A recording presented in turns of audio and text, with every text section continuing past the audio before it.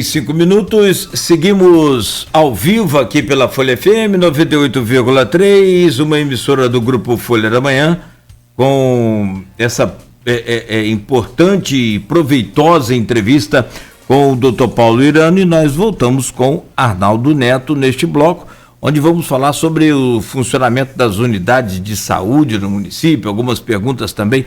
Arnaldo, voltamos com você. Essa questão do funcionamento das unidades, o doutor Paulo já até respondeu, ele falou nas outras respostas, inclusive sobre uma questão que estava muito em destaque, que é a questão do HGG, né? Porque existia a possibilidade de fechar para reforma, mas que isso foi descartado. O próprio Paulo Irano já colocou isso aqui na entrevista. Então eu vou trazer algumas perguntas do grupo de WhatsApp. Algumas delas também já foram respondidas, como uma pergunta aqui da Silvana Venâncio, também a do Felipe Coutinho, que falava sobre a questão de lockdown, falava sobre a questão de previsão de novas doses. E tem uma pergunta aqui do Gilberto Gomes, com relação a medidas restritivas. Aí ele coloca o seguinte ponto, doutor Paulo: a Secretaria de Saúde não vê com preocupação a permissão para que cultos religiosos permaneçam ocorrendo, mesmo durante um decreto de lockdown, sabendo que, mesmo respeitando os 30%, alguns templos podem reunir e aglomerar algumas centenas de pessoas? Vejam só, vemos sim com preocupação. Qualquer aglomeração, não precisa ser de centenas, mas de dezenas de pessoas, já sendo uma aglomeração, não se mantendo o distanciamento social, não estando usando máscaras, não fazendo higienização, é um risco, sim, em qualquer lugar. No quesito da questão aí dos templos, das igrejas, né? No momento em que houve a discussão do comitê de crise, em que eu tive também a participei desta última reunião, nós, inclusive, questionamos este fato, e ele foi mantido com esta permissão, com essa possibilidade, por conta de uma lei que existe, municipal, que já foi sancionada, tornando as religiões, os templos, as igrejas, como atividade essencial. Independentemente de estarem contemplados como atividade essencial, a minha concepção, uma vez que está sendo dirigida a mim, é de que a fé, a religiosidade, ela é muito individual e tem que ser também coletiva quando há essa ida aos locais de encontro e ouvir os líderes religiosos, que são muito importantes, muito, aliviam as pessoas, confortam o coração das pessoas, dão aquela esperança necessária para o dia de amanhã, que nesse momento é muito importante, sim. Só que no momento em que você flexibiliza, é a mesma coisa. A flexibilização instituída, ela dá um empoderamento de liberdade, de possibilidade às pessoas, ao ser humano. É assim que funciona. Por que há um decreto de lockdown? Para você exatamente impedir este empoderamento das pessoas de que eu sou livre, eu posso fazer. Bom, já que o bar está aberto, eu posso ir lá e posso ficar lá na hora que eu quiser.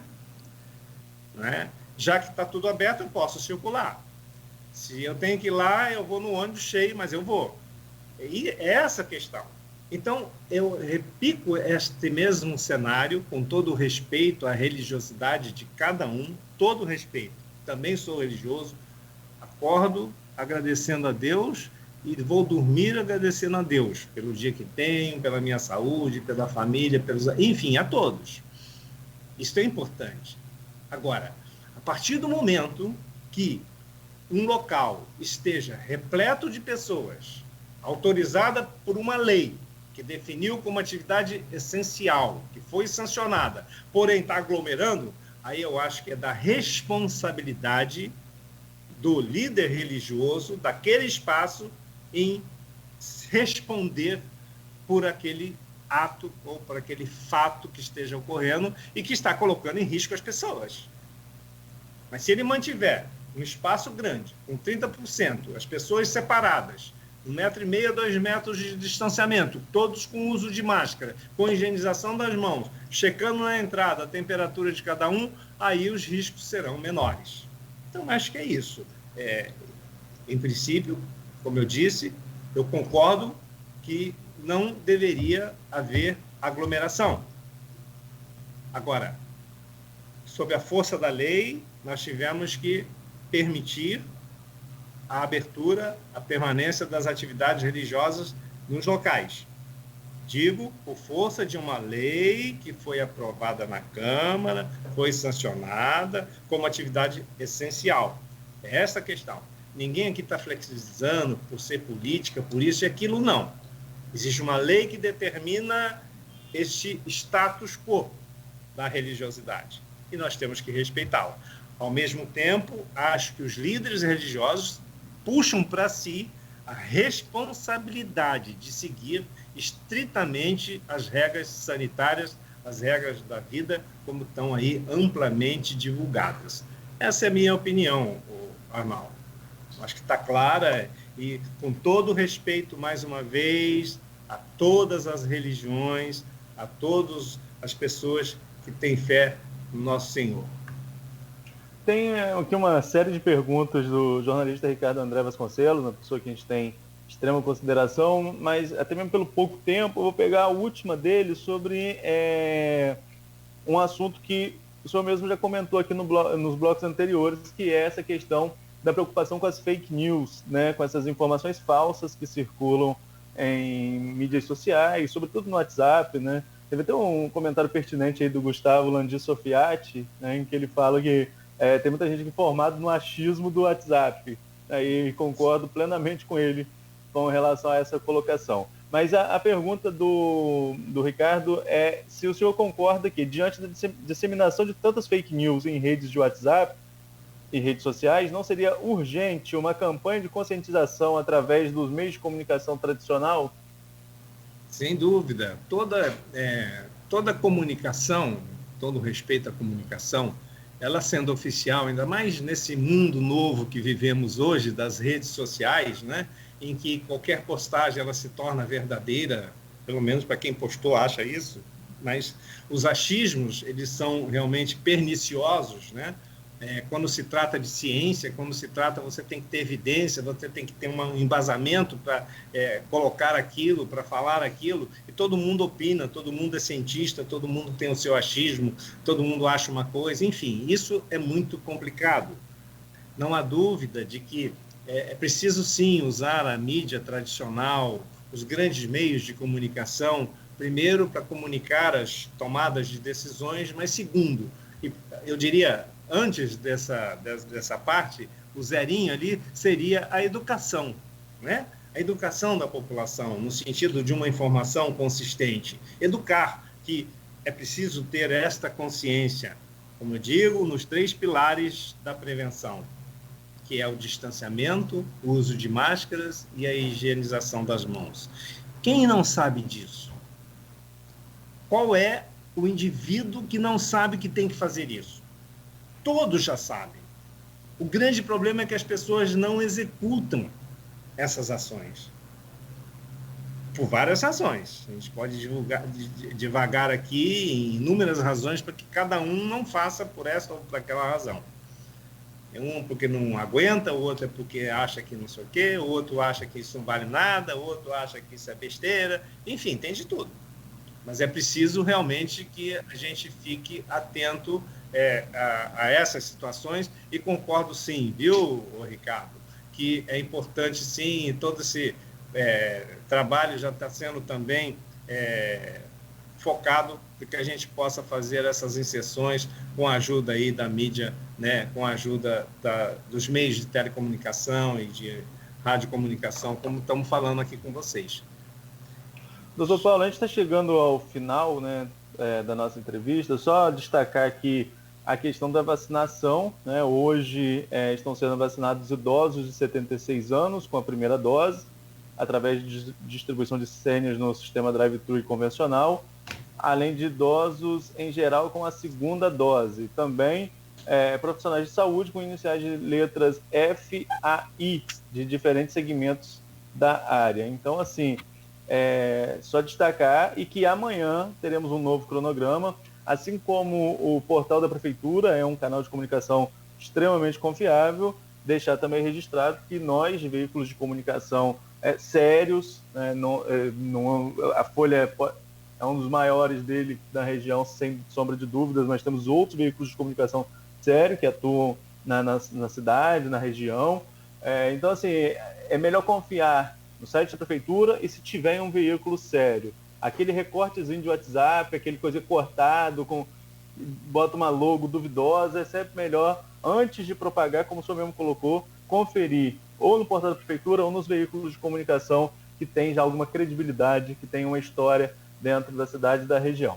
Mas antes da gente concluir, doutor Paulo, eu queria fazer com o senhor uma pergunta que o Nogueira e o Aloysio fizeram aí com o doutor Nélio na semana passada, com relação, a gente citou aqui, você citou sobretudo, essa mudança de ministros em meio à pandemia, o que que chama muita atenção, mudança de ministro da saúde em meio à pandemia, e uma política totalmente desorganizada, nesse sentido de uma linha só que venha do governo federal até a ponta do governo municipal, não tem um encontro aí de informações. Se, hipoteticamente, você que já foi secretário de saúde daqui de Campos, hoje está como subsecretário, se hipoteticamente viesse a ser convidado como médico a integrar a equipe do presidente Bolsonaro do Ministério da Saúde, qual seria a sua posição? A posição é a mesma que a gente tem adotado na nossa cidade, aqui em Campos. Poderia ser diferente, até porque eu penso que algo diferente disso vai de confronto, né, às regras naturais da ciência do mundo, né? A ciência tem que prevalecer, as evidências têm que ser prevalecidas na questão da saúde. Meu Deus, a gente está falando de saúde, a gente está falando de vidas, a gente está falando das mortes. Então, nós não podemos nos desviar do que a ciência já nos mostra, né? No momento em que nós falamos aqui que o isolamento social, que é importante, que o lockdown mostra, a gente vai rodar o mundo e vai ver que exatamente naqueles países em que sofreram muito com essa transmissibilidade exacerbada na primeira, na segunda e agora já estão na terceira onda e parece que ela vai chegar aqui em algum momento no futuro, é preciso tomar medidas rígidas, sim, porque senão as pessoas continuam morrendo em escala. Então, eu não mudaria em nada do meu pensamento. Talvez, por esta razão que estou aqui lhes falando, seja a razão de que muitos ministros entram e saem. Porque quando alguém entra numa missão árdua como essa, quer seja em nível municipal, estadual ou federal, e federal, quando falamos do cargo máximo da saúde, que é o ministro da saúde, quem entra nisso entra com esses propósitos, eu digo sim, tenho certeza, norteados pela ciência, pelo humanismo, pelo amor ao próximo, de se doar, de fazer alguma coisa a mais, de poder fazer alguma coisa a mais. Mas no momento em que, mesmo aqui em Campos, se nós damos uma luz da ciência, da técnica, do conhecimento científico, porque está todo mundo lendo, estudando muito, sabendo o que está acontecendo no mundo todo, está todo mundo antenado. E nos cabe passar isso para os nossos dirigentes políticos. No momento em que o prefeito Vladimir vai à Secretaria Estadual, vai ao Congresso Nacional, vai buscar, é porque ele está sendo orientado tecnicamente, assim que tem que funcionar um grande gestor, porque ele não tem só a saúde para ver, ele tem tudo. É a mesma coisa lá em cima. O ministro da Saúde, ele fica limitado às ações do seu superior mandatário, que é o presidente da República. No momento em que esses confrontos eles não andam, ou você vê que as medidas que você, de repente, é obrigado a tomar vão contra os seus princípios, contra a ciência, que vão contra a população, que essas medidas estão matando mais gente do que salvando, meu amigo, só nos resta retirar da frente do canhão. Eu acho isso, essa é a minha opinião. Pois é. E tem o... Microfone fechado, Nogueira. Desculpa. só para a rádio que está funcionando. A gente sabe muito bem. E estou ouvindo Nogueira. Agora vai. Não, que eu estava abrindo aqui com a minha mão esquerda não é nada habilidosa. Bom, mas a gente sabe ter essa questão do negacionismo, mas ainda tem o teimosismo. Além de negacionista, é teimoso. Tem gente que posta aí para você pesquisar cidades que usaram tratamento precoce, que deram certo e estão... Não existe cidade nenhuma que usou tratamento precoce sem eficiência científica devidamente comprovada. E eu fico imaginando, você acha que se cloroquina fosse então, né, a pílula dourada de combate à Covid, nós já não estaríamos todos, né, protegidos e tomando cloroquina? Então, o que mais tem a gente que toma cloroquina por conta própria, aqui nesse próprio programa mesmo, ao vivo. Não quero perder mais tempo com isso, não. As pessoas declararam, né, Arnaldo? Arnaldo estava na entrevista, uma pessoa até muito conhecida, famosa, declarou aqui na região, ao vivo: eu tomo cloroquina, tomo ivermectina, tomo isso aqui. Eu até perguntei, mas com prescrição? Não, isso aí é porque é questão política, né? E aí, na outra semana, o pobre coitado do amigo, infelizmente, faleceu. Lamentável. Doutor, quero agradecer ao senhor pelo... Tá bom, vamos lá. Não. É só a questão aí, é um ponto muito rápido, não vou me alongar, não. Só para fechar Fica à vontade. Questão que a gente não tratou desse assunto, da questão de tratamentos. O que eu tenho a alertar e peço que as pessoas prestem atenção é de que estamos numa pandemia. Então, qualquer pessoa hoje pode se contaminar, uma vez que tenha contato com outras pessoas e não siga as regras. Ponto. No momento em que isso acontecer, pelo amor de Deus, não demore a procurar a assistência. Não demore. Nós estamos falando de busca precoce a uma orientação. O médico tem a liberdade, a autoridade, a autonomia dos seus atos. Se é um médico que você confia, se ele disser para tomar A, B, C ou D, faça isso. Médico, porque ele tem a responsabilidade daquilo que ele está fazendo. É diferente. Então, esta abordagem precoce, quando você tem sintomas gripais, sintomas de dor de garganta, coriza, febre, tosse, você tem que ter certeza que exclusão do Covid, porque se for o Covid, aí sim, quanto mais precocemente houver uma intervenção adequada médica, melhor é a chance de você não evoluir para o quadro grave. E isso implica uma série de aspectos. O aspecto médico da avaliação, se eu tenho um paciente com comorbidade, com idade avançada, se ele é obeso, se ele tem doença respiratória prévia, esse doente ele tem que ser visto com um olho de lupa. Mesmo assim, aquele paciente ISDO, sem comorbidade nenhuma, também tem que ser visto assim. E ele tem que ser orientado medicamente. Ele não pode ficar em casa esperando passar. Eu vou esperar 7 dias, eu vou esperar não sei o quê. Essa questão da precocidade da intervenção é fundamental. Esqueçam o que é tratamento precoce, não interessa. Vai ao médico. Se ele achar que você deve tomar aquela bateria de medicamentos, faça, porque o médico é responsável por aquela orientação. Não façam na orelhada, não fiquem em casa esperando, tomando xaropinho disso, daquilo, ou que eu vi na internet, faz bem tomar isso, vou tomar erva, não sei das quantas, ou mesmo tomar cloroquina, sem uma orientação, sem uma determinação, sem uma bateria de medicamentos, não vai ter efeito nenhum. Só isso que eu queria encerrar, fechar aqui, né? Eu acho que já posso encerrar, Cláudio, agradecendo... Nós é que agradecemos ao senhor. Esses momentos aqui que eu digo... tenho na minha concepção que foram muito importantes. Sim. Primeiro, para poder expressar o que os nossos médicos em campos estão fazendo, o que o município está se dedicando a salvar vidas. Este é o nosso foco principal hoje. Ficou como prioridade máxima no momento em que tivemos esta nova explosão, prioridade máxima hoje, salvar uma vida que seja, mas vamos salvar. Vamos dar todas essas condições, isso é determinação do prefeito e do vice-prefeito, Frederico. Para tudo, gente. Então vamos focar agora nisso. O nosso foco era HGG, resolver HGG. Vamos resolver HGG. Tem várias prioridades. Entre elas, essa era a número 1. Agora, o número 1 é salvar vidas desta pandemia, dessa situação crítica que se encontra o mundo, o país, o estado e o nosso município. Então precisamos que todos façam a sua parte, tenham consciência da sua responsabilidade. Eu cuido de você e você cuida de mim. Usem máscara, lave as mãos e mantenha o distanciamento social. Muito obrigado, viu, gente? Grande abraço, doutor Paulo. Muito obrigado ao senhor mais uma vez aí. Boa sorte, força e sucesso, sobretudo, nas estratégias que forem adotadas aí para que a gente possa vencer esse momento difícil que estamos atravessando. Bom dia para o senhor e para toda a equipe. Bom dia a todos aí. Muito obrigado.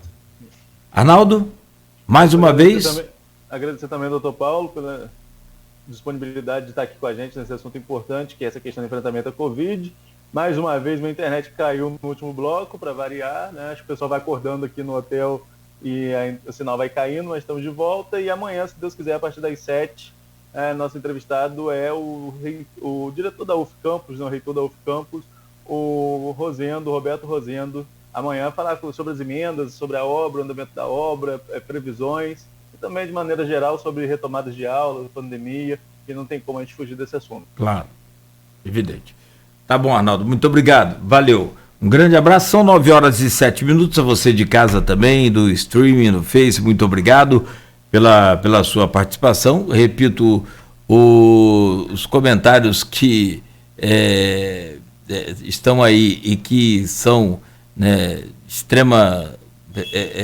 espalhando fake news, essa coisa toda, né, a gente já deletou, já apagou, e o indivíduo será devidamente bloqueado para que não use o canal prestigioso aqui do Grupo Folha para propagar fake news. Um grande abraço, bom dia a todos. A gente segue aqui com música e com informação na Folha FM às 9h07. Oferecimento dos laboratórios Plínio Bacelar, Clínica Proteus e Dedumas Baterias.